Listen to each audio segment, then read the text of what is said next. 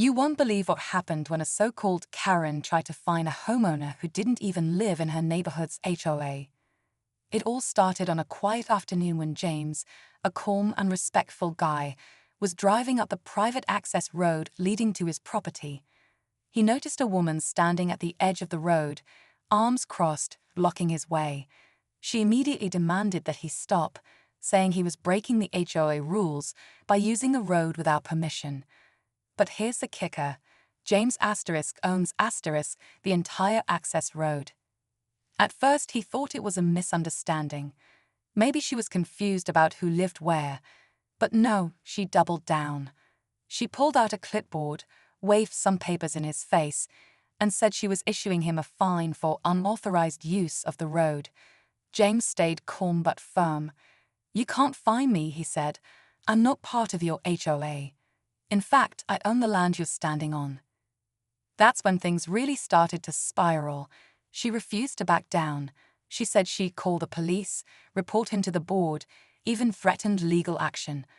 But James had proof, documents, and a surprise twist that would flip the entire situation on its head. So what did he do next? You'll want to see how this showdown ends.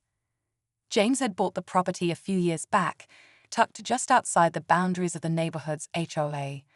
It was part of a larger parcel that included the private access road.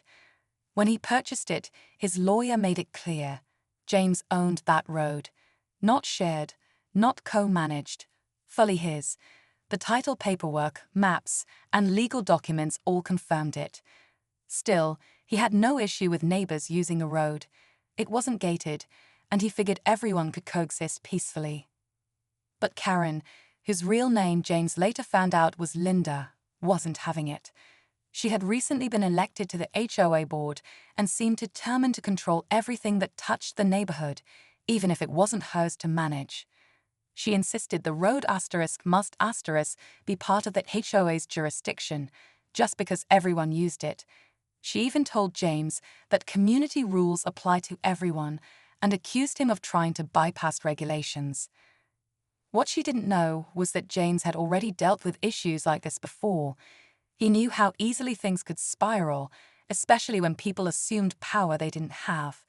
Still, he didn't expect someone to actually try to enforce fake fines or threaten legal action without doing any research. And just when he thought the confrontation had reached its peak, Karen made a bold move that changed everything. Karen didn't just walk away after that. The very next day, James noticed something strange. Orange cones lined up across the access road. A bright yellow sign was planted at the edge. *KHOA property. No trespassing without permit. James couldn't believe it. She was doubling down, trying to block access to a road she didn't own. Neighbors started talking. Some were confused, others annoyed. A few even asked James why he was breaking the new rules. The rumor mill was spinning fast, and Karen was feeding it. Behind the scenes, James started gathering all his documents, property records, road maintenance receipts, even the original land survey from when he bought the place. But as he prepared to push back legally if needed, things got more complicated. Karen started getting support from other HOA members who didn't even know the full story. They assumed James was just trying to be difficult. Meanwhile, another neighbor, Tony, quietly reached out to James. Turns out Tony had his own history with the HOA and knew how far some board members would go. He shared emails from past conflicts, showing a pattern of overreach and intimidation. This wasn't just about the road anymore. It was about power, control, and who really had the right to draw the line. And just as James was piecing everything together, a certified letter arrived at his door. James stared at the certified letter, heart pounding. It was from the HOA's attorney. Inside was a formal cease and desist, claiming he was trespassing on that property and threatening further legal action if he didn't comply with HOA regulations. It was laughable, but also serious.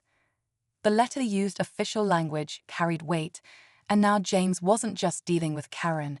He was facing the whole board. Word spread fast. Some neighbors grew distant. A few even stopped waving when they passed by. James knew Karen was working behind the scenes, spinning her version of events. Meanwhile, the cones stayed up, and the HOA even installed a small security camera aimed right at the access road. Every move James made was being watched, like he was some kind of outsider. But James wasn't backing down. With Tony's help, he dug deeper, pulling records from the county assessor's office, finding old plats that clearly outlined the road as part of his deeded property. He even uncovered an old HOA meeting note mentioning that the road asterisk was never asterisk under their control, something long forgotten or ignored.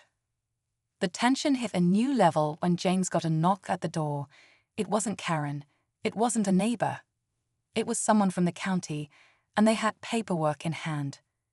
James opened the door, and there stood a county zoning officer with a clipboard and a serious look. "We received a complaint," the man said.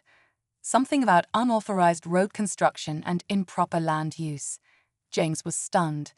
This wasn't just HOA drama anymore.